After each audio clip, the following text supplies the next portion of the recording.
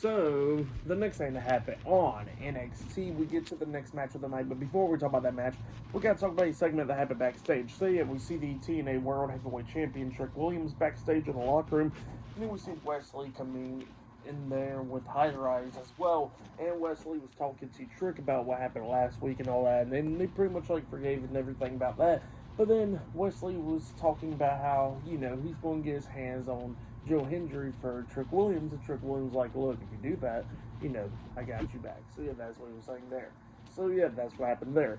Then after that, we get to the next match of the night. It was Tony D'Angelo versus Channing Stacks Lorenzo, one-on-one for the NXT Heritage Cup Championship. So yeah, we get to this match. In this match, it was pretty good. The first round, they ran out of their time. But then the second round, within less than a minute, we see Tony D'Angelo hitting a spear onto Stacks, getting the 1, 2, 3, picking up the first fall. So yeah, it was 1-0 at the moment. And then during the third round pretty much ran out to a draw pretty much again. And then the fourth round, this is when things was picking up, because during the third round we did see those people with Stacks interfering while the referee was distracted. This was during the commercial break, and they hit a chop block to the back of the leg and stuff going after his leg. So that pretty much leads into the fourth round pretty quickly within seconds, where we see D'Angelo try to hit the spine buster on Stacks, but then his leg gave out. Stacks kicked his leg out and then rolls him up for a pin, getting a 3 count out of that. So yeah, it was 1-1 now. And then we get to the fifth round in this one, and both guys going at it. We see Tony on the ring apron. Luca Crucifino's there, by the way, now. He came during the match, and Tony's on the ring apron while Stacks is inside the ring, and Stacks trying to suplex him back into the ring.